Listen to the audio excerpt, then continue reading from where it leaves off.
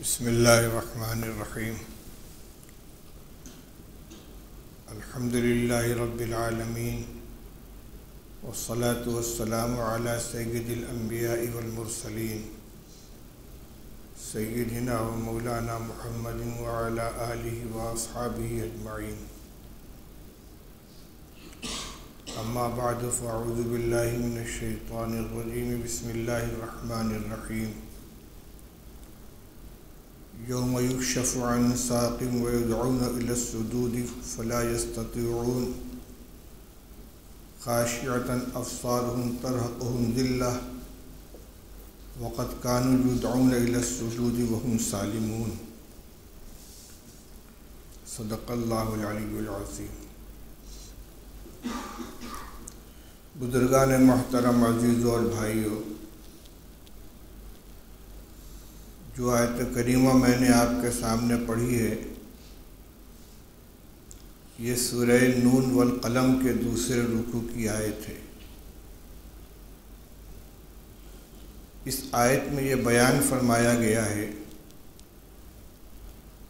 کہ محشر کے میدان میں جب اللہ تعالیٰ کی طرف سے ساق کی تجلی فرمائی جائے گی تو تمام کے تمام لوگ جو اہل ایمان ہیں وہ سجدے کے اندر گر پڑیں گے، لیکن وہ لوگ کہ جو دنیا میں ریاکاری کے طور پر سجدہ کرتے تھے یا جن کو سجدے کے لیے بلایا جاتا تھا وہ سجدے کے لیے نہیں آتے تھے، ان کی پیٹھ تختے کی طرح ہو جائے گی اور وہ سجدہ نہیں کر سکیں گے، اور شرم کے مارے ان کی گردن جھکی ہوئی ہوگی اور نگاہ ان کی جھکی ہوئی ہوگی۔ یوم یکشف عن ساق ویدعون الی السجود فلا یستطیعون، جس دن ساق کی تجلی کی جائے گی اور لوگوں کو سجدے کے لیے بلایا جائے گا، وہ سجدہ نہیں کر سکیں گے۔ خاشعۃ ابصارهم ترهقهم ذلہ، ان کی نگاہیں جھکی ہوئی ہوں گی اور ان کے اوپر ذلت چھائی ہوئی ہوگی۔ وقد كانوا يدعون الى السجود وهم سالمون، اور ان کو سجدے کے لیے بلایا جاتا تھا جبکہ وہ ٹھیک ٹھاک تھے، تندرست تھے۔ میرے بھائیوں، بزرگوں، آج کے حالات میں یہ آیت کریمہ بار بار ذہن کے اندر آ رہی ہے۔ ہم چاہتے ہیں کہ مسجد کے اندر آئیں، نماز پنجگانہ ادا کریں، جمعہ کی نماز ادا کریں، عیدگاہ میں جائیں، عید کی نماز ادا کریں، لیکن ہمیں جانے نہیں دیا جا رہا ہے۔ حالات ایسے بن گئے ہیں کہ ہم چاہنے کے باوجود مسجد میں نہیں جا پا رہے ہیں۔ میرے بھائیوں، جس وقت حالات درست ہیں، کوئی رکاوٹ نہیں ہے، کوئی پابندی نہیں ہے، اس وقت اللہ کا منادی ہمیں پکارتا ہے، مسجد سے اذان کی آواز آتی ہے کہ چلو اللہ کے گھر کی طرف، چلو نماز کے لیے، چلو کامیابی کے لیے۔ اس وقت کوئی رکاوٹ نہیں، وہم سالمون کا منظر ہوتا ہے، ٹھیک ٹھاک ہیں، تندرست ہیں، کوئی مانع نہیں ہے، لیکن اس وقت ہمارے کان پہ جوں نہیں رینگتی۔ ہمارے سے مراد مسلمانوں کی اکثریت ہے، جن میں بہت بڑی تعداد ہمارے ان بھائیوں کی بھی ہے کہ جو رمضان مبارک میں مسجد کی حاضری دیتے ہیں، لیکن رمضان گزر جانے کے بعد نماز کا اہتمام باقی نہیں رہتا، یا تو سرے سے نماز ہی غائب ہو جاتی ہے جمعہ کے علاوہ، اور یا پھر جماعت کا تکبیر اولیٰ کا اہتمام باقی نہیں رہتا۔ مومن کا کام یہ ہے کہ خوشحالی ہو، تنگ دستی ہو، بیماری ہو، صحت ہو، امن ہو، خوف ہو، اپنا تعلق اپنے پروردگار سے مضبوط رکھے۔ اور روایات سے معلوم ہوتا ہے کہ جو بندہ خوشحالی کے اندر، سکون میں، امن میں اللہ کو پکارتا ہے، اللہ سے دعائیں مانگتا ہے، اپنی حاجتیں پیش کرتا ہے، اللہ تعالیٰ پریشانی کے وقت میں اس کی پکار سنتے ہیں۔ مشکوٰۃ شریف ابواب الدعوات کے اندر روایت نقل کی گئی ہے کہ رسول اللہ صلی اللہ تعالیٰ علیہ وسلم نے ارشاد فرمایا کہ اگر تم یہ چاہتے ہو کہ تنگی کے وقت میں تمہاری دعا قبول کی جائے تو خوشحالی اور کشادگی کے وقت میں اللہ سے دعائیں مانگو۔ پریشانی میں تو ہر آدمی ہاتھ اٹھا لیتا ہے۔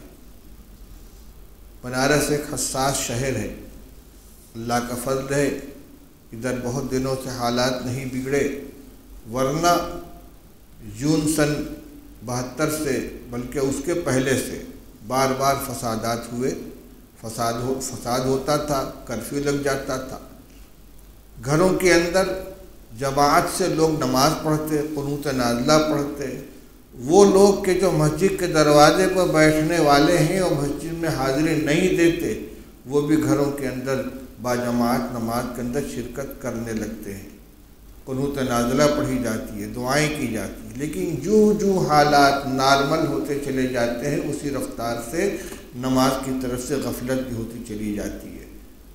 یہ روایت جو میں نے آپ کو سنائی ہے، رسول اللہ صلی اللہ علیہ وسلم ارشاد فرماتے ہیں کہ جو یہ چاہے کہ تنگی میں اللہ تعالیٰ اس کی دعاؤں کو سنیں، اس کی حاجتیں پوری کریں، اس کی پریشانیوں کو دور فرمائیں، اس کو چاہیے کہ خوشحالی میں کشادگی میں اللہ سے دعائیں کرے۔ یہی حال ہر چیز کا ہے۔ صدقات خیرات کے بارے میں فرمایا گیا کہ صدقہ خیرات کر لو اس سے پہلے کہ وہ وقت آئے کہ تم اپنی رقم لے کر نکلو اور جس کے پاس جاؤ وہ کہے آج تو مجھے ضرورت نہیں ہے، کل لائے ہوتے تو میں لے لیتا، آج تو اللہ نے مجھے خوشحال بنایا ہے۔ کل جب وہ محتاج تھا تو ہم اپنی دولت کے اوپر پھن کاڑ کر بیٹھے ہوئے تھے، اور آج جب ہم ضرورت محسوس کر رہے ہیں کہ چلیں صدقہ خیرات کریں، کچھ لوگوں کی مدد کریں، جس کے پاس جاتے ہیں کہتے ہیں ہمیں ضرورت نہیں ہے، کہاں خرچ کریں۔ ایسے ہی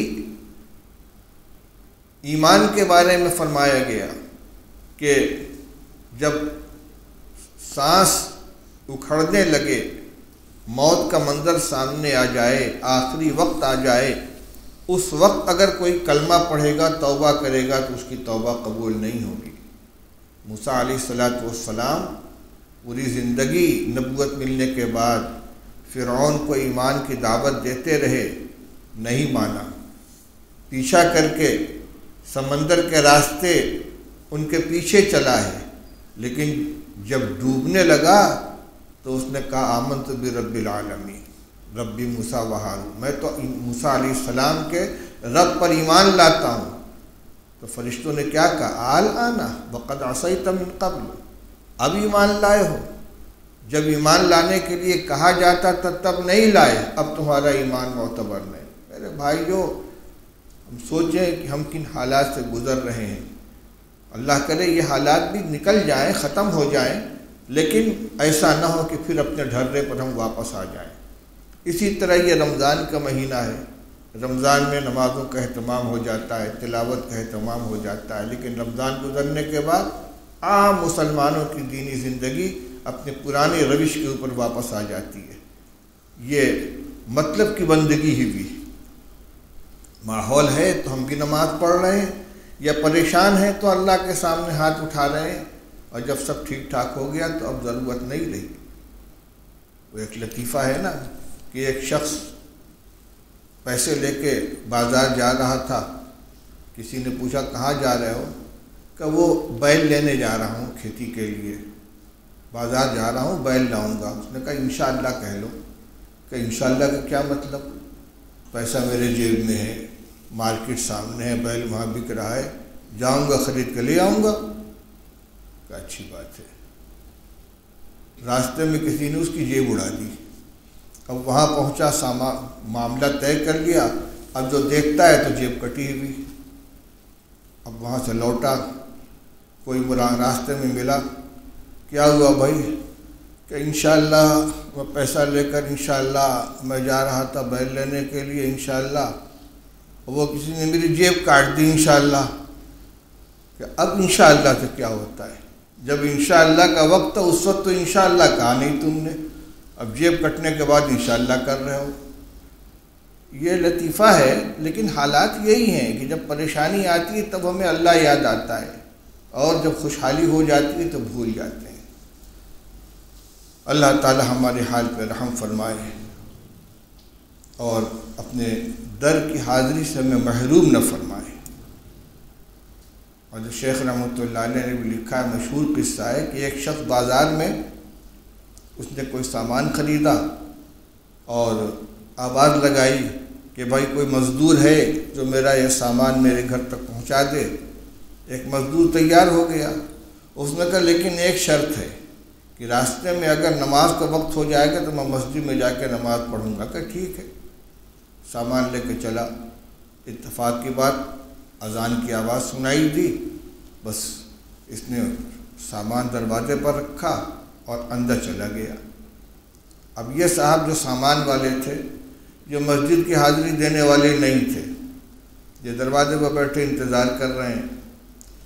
نماز ہو گئی، ایک آدمی نکلا، دو نکلا، تین نکلا، سارے نکل گئے اور وہ اندر ہی بیٹھا ہوا ہے۔ انہوں نے کہا کہاں ہو، آتے کیوں نہیں؟ کہ آنے نہیں دیتے۔ کہ کون آنے نہیں دیتا؟ اندر تو کوئی نہیں ہے۔ کہ وہی جو تم کو باہر سے اندر نہیں آنے دیتے، مجھ کو اندر سے باہر جانے نہیں دیتے۔ وہی جو تم کو باہر سے اندر آنے نہیں دیتا، وہ مجھے اندر سے باہر جانے نہیں دیتا۔ توفیق سے ہوتا ہے، ہم خدا نخواستہ ناتوفیقی نہ ہو جائیں، اللہ کی طرف سے توفیق سلب نہ کر لی جائے، ایسی نافرمانی ہماری زندگی کے اندر خدا کرے نہ آئے۔ یہ رمضان مبارک کا آخری جمعہ ہے، عرف عام میں بھی اس کو الوداع کا جمعہ کہا جاتا ہے۔ بچپن میں دیکھتے تھے کہ جمعہ کے دن امام صاحب الوداع الوداع یا شہر رمضان، الفراق الفراق یا شہر الرحمت والرضوان پڑھتے تھے، اور لوگ بھی روتے تھے اور آس پاس کے مکانات سے بھی ماؤں بہنوں کی رونے کی آواز آتی تھی۔ بہرحال یہ تو ایک اپنا عمل ہوا۔ مقصد کہنے کا یہ ہے کہ رمضان جب رخصت ہونے لگتا ہے تو ایک غم کی کیفیت ہوتی ہے کہ یہ مقدس مہینہ آیا، ہمیں نوازنے کے لیے آیا، اللہ کی رحمتوں کو لے کر آیا، گناہوں کی مغفرت کے لیے آیا، رحمتوں کے نزول کے لیے آیا، جہنم سے خلاصی کے لیے آیا۔ ہمیں خوب موقع دیا گیا۔ ہم نے کیا کمایا، کتنی محنت کی، کتنی دعائیں کی، کتنا استغفار کیا، کتنا اپنی گناہوں سے توبہ کی، کتنا آئندہ کے لیے اللہ کی بندگی یا گناہوں سے بچنے کا عزم کیا، اس کا جائزہ لینے کی ضرورت ہے۔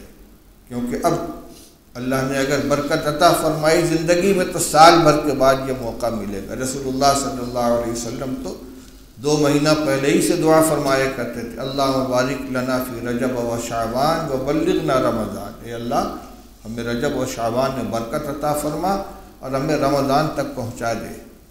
اللہ ہمیں ہماری عمر و برکت عطا فرمائے اس سال کے بعد، آئندہ اور بار بار یہ مہینہ ہمیں نصیب ہو۔ لیکن یقین کے ساتھ کچھ نہیں کہا جا سکتا، اور خاص طور سے آج کے ماحول میں جو وبائی بیماری پھیلی ہوئی ہے اور بالکل غیر متوقع طور پر لوگوں کے انتقال کی خبریں آ رہی ہیں۔ کوئی خبر سنائی، ارے فلاں کا انتقال ہو گیا، وہ تو بالکل ٹھیک ٹھاک تھے، تندرست چلتا پھرتا آدمی چند دنوں کے اندر چلتا بنتا ہے۔ اس میں سال بھر کی کیا گارنٹی ہے؟ اس لیے ابھی جو وقت باقی رہ گیا ہے اس کو ہم غنیمت سمجھیں۔ یہ آخری عشرہ ہے، آخری عشرے کی طاق راتوں میں شب قدر کے ہونے کا امکان ظاہر کیا گیا ہے۔ احادیث طیبہ میں رسول اللہ صلی اللہ علیہ وسلم نے فرمایا ہے کہ آخری عشرے کی طاق راتوں میں ان کو تلاش کرو۔ تلاش کرنے کا مطلب کیا ہے؟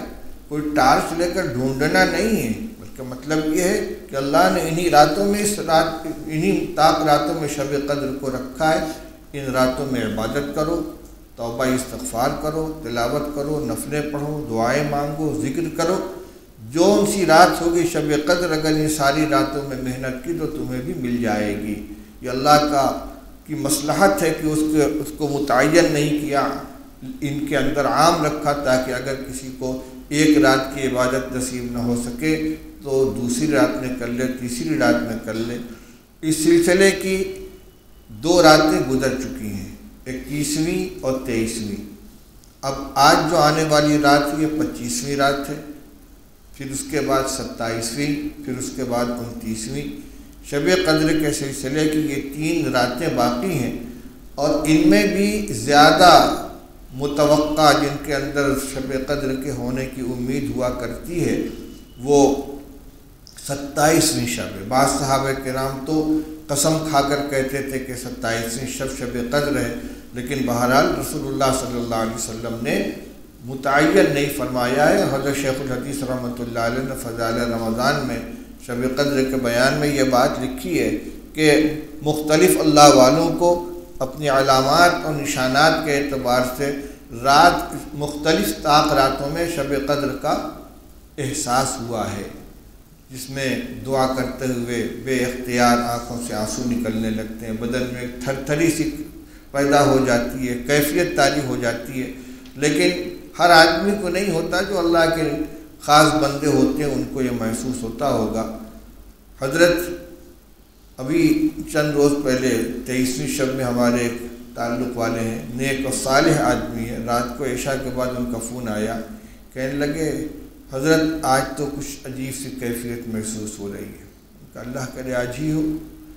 تو یہ متعین نہیں ہے، لیکن پھر بھی چاہے وہ گزر چکی ہو یا آئندہ آنے والی ہو، آخری عشرے کی ہر رات قابل قدر ہے، اور خاص طور سے تو آج کی 27 اور پھر 27ویں اور پھر 29ویں راتیں عبادت کرنے کی ہیں۔ اور جو اعتکاف ہوتا ہے یہ پورے عشرے کا ہوتا ہے، تو اعتکاف کا مقصد کیا ہوا؟ پورے عشرے کا اہتمام کرنا، اس لیے کہ آخری عشرہ جو جہنم سے خلاصی کا عشرہ ہے، تو اس میں عتق من النار کی دعا، اللہم اجرنی من النار، اللہم عاتق رقبتی من النار، اور رسول اللہ صلی اللہ علیہ وسلم نے جو دعا سکھلائی ہے حضرت عائشہ رضی اللہ تعالی عنہ کی درخواست پر، اللہم انک عفو تحب العفو فاعف عنی، ان دعاؤں کا اہتمام کرنا چاہیے۔ اسی طرح رمضان مبارک کی جو آخری رات ہوتی ہے، چاہے وہ 29ویں ہو چاہے 30ویں ہو، اس میں جہنم سے خلاصی کا اعلان ہوتا ہے، یعنی جتنے لوگوں کی بخشش پورے رمضان مبارک کے اندر ہوئی ہے، سب کے مجموعے کے بقدر آخری رات میں اللہ کی طرف سے بخشش کا اعلان ہوتا ہے۔ تو اگر چاند 29 کا ہو گیا تو 29ویں رات جو ہوئی جو گزری وہ آخری رات ہوگی، اور اگر 29 کا چاند نہ ہوا تو اس کے بعد والی رات آخری رات ہوگی۔ ان سب کا بھی اہتمام کرنا چاہیے۔ اور اس کے بعد پھر چاند ہو جانے کے بعد جو رات آتی ہے، جو عید کی رات ہے، اس کو انعام کی رات کہا جاتا ہے، جس کے بارے میں رسول اللہ صلی اللہ علیہ وسلم نے فرمایا کہ جس طرح مزدور کو کام مکمل کر لینے کے بعد اجرت دی جاتی ہے، تو اللہ تعالیٰ اس مہینے میں جو بندے روزہ تراویح کا اہتمام کرتے ہیں، اس مہینے کے مکمل ہونے کے بعد اللہ کی طرف سے ان کو انعام دیا جاتا ہے، اس کو لیلۃ الجائزہ کہتے ہیں۔ تیسری اور آخری بات، اس مہینے کے مکمل ہونے پر چاند ہو جانے کے بعد صبح صادق کے وقت، یعنی عید کے دن صبح صادق کے وقت جتنے لوگ موجود ہوں ان کی طرف سے صدقہ فطر ادا کرنا یہ واجب ہے، اپنی طرف سے، اپنی نابالغ اولاد کی طرف سے، اور اپنے غلام باندی کی طرف سے۔ آج کا زمانہ غلام باندی کا نہیں ہے، لیکن اس کی جو بنیاد ہے وہ کفالت ہے، لہذا اگر کسی گھر میں ایسے بچے یا بچیاں کام کرنے والے ہوں کہ جن کی ساری کفالت گھر والوں پر ہوتی ہے، ان کا کھانا، ان کا کپڑا، ان کی دوا علاج، یعنی گھر کے ایک فرد کی طرح سے ان کا سارا خرچہ برداشت کیا جاتا ہے، تو ان کا بھی صدقہ فطر ادا کر دینا چاہیے۔ بالغ اولاد اور بیوی کا خرچہ گھر کے سربراہ کے اوپر نہیں ہے، لیکن جس طرح سارے خرچے مشترک ادا کیے جاتے ہیں تو صدقہ فطر بھی سب کی طرف سے ادا کر دینا چاہیے۔ مگر کسی دوسرے کا واجب اگر کوئی اور ادا کرتا ہے تو کم سے کم جس کا فطرہ ادا کیا جا رہا ہے اسے علم رہنا چاہیے. یعنی عورتوں کا فطرہ ادا کر رہے ہیں تو ان کو بتا دیں کہ آپ کا فطرہ ہم دے رہے ہیں، یا ان کے حصے کا پیسہ نکال کے ان کے ہاتھ میں دے دیں تاکہ وہ خود اپنے ہاتھ سے مستحقین کو دے دیں. ایک فطرہ کم سے کم پورا فطرہ ایک شخص کا ایک آدمی کو دینا چاہیے. اگرچہ تقسیم کرنے سے بھی ادا ہو جاتا ہے لیکن بہتر یہی ہے کہ ایک فطرے کی رقم کم سے کم ایک آدمی کو دی جائے، کیونکہ اس کے بارے میں رسول اللہ صلی اللہ علیہ وسلم نے فرمایا ہے کہ یہ روزے کا جو فدیہ ہے، فطرہ ہے، فدیہ نہیں، یہ صدقہ ہے، یہ دو مقصد سے ہے. طہرا للصیام من اللغو والرفث وطعمۃ للمساکین. یہ روزے کے اندر جو کچھ کمی کوتاہی رہ گئی ہے اس سے پاکی کا بھی ذریعہ ہے اور مسکین کے لیے ایک کھانے کا انتظام ہے. تو ایک فطرہ ایک آدمی کا ایک دن کا کھانا بنتا ہے. ایک سے زیادہ دے دیں گے تو وہ کوئی حرج نہیں ہے. آج کے ریٹ کے اعتبار سے 50 روپیہ یہ سب سے کم والا فطرہ بنتا ہے، یعنی گیہوں کے آٹے کے حساب سے. ویسے اگر کوئی دینا چاہے کشمش اور جو اور چھہارے کے اعتبار سے اللہ نے استطاعت دی ہو تو وہ 1000 روپے سے اوپر بھی جاتا ہے، لیکن کم سے کم فطرہ یہ ہے. اور اگر کوئی دینا چاہے تو جو 1 کلو 665 گرام یہ آدھا سا کا وزن ہوا، یہ گیہوں کا وزن ہے. اس کا ڈبل چھہارا اور کشمش کی قیمت جو ہوگی وہ اس کی قیمتی صدقہ فطر کی ہوگی.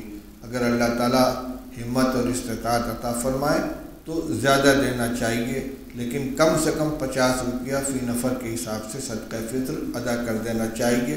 اصل وجوب تو اس کا صبح صادق کے بعد ہے، لیکن اگر پہلے بھی ادا کر دیا جائے رمضان ہی میں تو بھی ادا ہو جائے گا، اور اگر تاخیر ہو جائے تو بھی ساقط نہیں ہوتا. عید کی نماز سے فارغ ہونے کے بعد بھی اس کو دینا پڑے گا.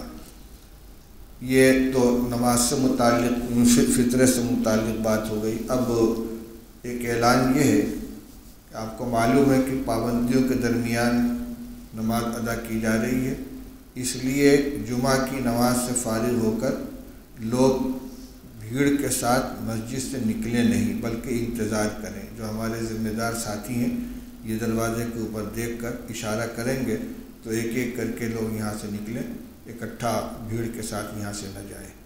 اللہ تعالیٰ ہمارے مسائل کو حل فرما دے. دوسرا اعلان یہ ہے کہ طے یہ کیا گیا کہ آج تمام مساجد کے اندر نماز جمعہ کے بعد اجتماعی طور سے دعا کی جائے گی.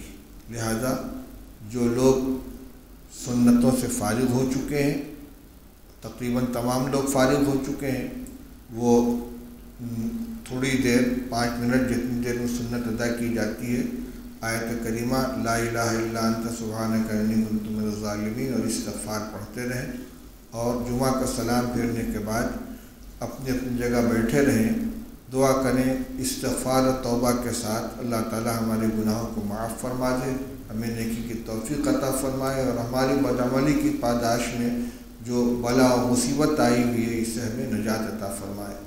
وآخر دعوانا الحمد